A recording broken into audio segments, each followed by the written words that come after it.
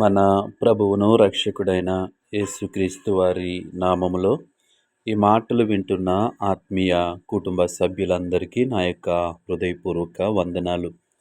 ఈరోజు నా కోసం ఆత్మీయ కార్యక్రమానికి మిమ్మల్ని అందరినీ ప్రేమపూర్వకంగా ఆహ్వానిస్తూ ఉన్నాను. చిన్న ప్రార్థన చేసుకుని ఈ దిన వాక్యాన్ని ధ్యానము చేద్దాం. పరిశుద్ధ ప్రేమగల తండ్రి, గొప్ప దేవుడా, కనికరము గల దేవ, కృపగల దేవ, నీకు వందనాలు, వేలాది స్తోత్రాలు ప్రభువా. నీ కనికరాన్ని బట్టి, నీ కృపను బట్టి ఇంతవరకు మమ్మల్ని సజీవులుగా ఉంచావు. అందుని బట్టి నీకు వందనాలు.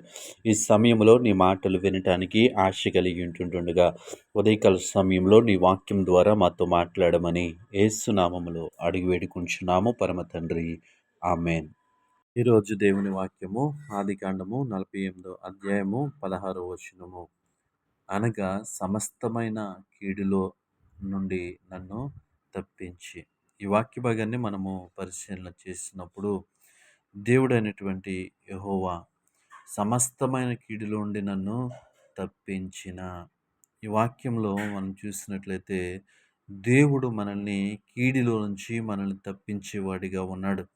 ఈ లోకంలో శరీరానుసారంగా జీవిస్తున్నటువంటి మనము అనేక సమస్యల చేత, ఇబ్బందుల చేత, భయముల చేత మనము జీవిస్తూ ఉంటాం. అయితే ఆ కీడులో నుంచి, ఆ ఆపదలోంచి మనల్ని ఎవరు తప్పిస్తారు అంటే దేవుడే మనల్ని తప్పిస్తాడు.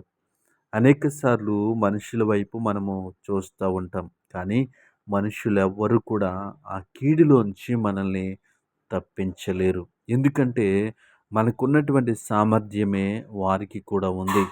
కానీ మనకంటే అతీతమైనటువంటి శక్తి, మనకంటే గొప్పగా ఆలోచించేటువంటి దేవుడు మాత్రమే మనల్ని తప్పించగలడు. ఎందులోంచి ఆయన తప్పించగలడు అంటే ఒక్క కీడులోంచి కాదు, సమస్తమైన ప్రతి విధమైన కీడులోంచి ఆయన తప్పించగలిగినటువంటి దేవుడు.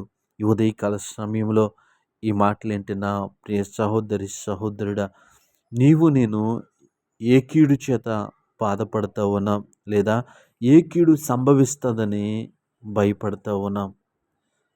ఆ పరిస్థితుల్లో మనల్ని తప్పించేది, మనకి సహాయము చేయటానికి దేవుడు మనకున్నాడు. ఈ మాటలు వింటున్న మనము ఆయన యందు విశ్వాసం ఉంచి వారిగా ఉండాలి. ఎందుకంటే ఆయన సమస్త విధములైన కీడు నుంచి తప్పించగలిగినటువంటి సమర్థుడు. ఈరోజు ఆర్థిక సమస్యలు, శారీరక సమస్యలు, ఈ లోకంలో శరీర సంబంధమైనటువంటి అనేక సమస్యలు, అనేక కీడులు మన చుట్టూ ఉండొచ్చు. కానీ ప్రతి విధమైన కీడు నుంచి ఆయన తప్పించగలడు. అనేక మందిని ఆయన తప్పించాడు. ఆ కీడులోంచి, ఆ ఆపదలోంచి అనేక మంది ఆ బైబిల్ గ్రంథంలో మనము చూస్తూ ఉంటాం. కాబట్టి మనమే మాత్రము కూడా మనము కీడు సంభవిస్తుందని, లేదంటే కీడులో ఉన్నామని మనము దిగులు చెందవలసిన అవసరము లేదు. ఈ వాక్యమును బట్టి దేవుని యందు మనము విశ్వాసం ఉంచొచ్చు. ఎందుకో తెలుసా? సమస్తమైన కీడులో నుండి నన్ను తప్పించిన.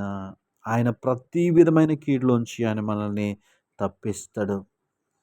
ఆయన శక్తి అపరిమితమైనది. ఆయన జ్ఞానము మన జ్ఞానమును కంటే శ్రేష్టమైనది.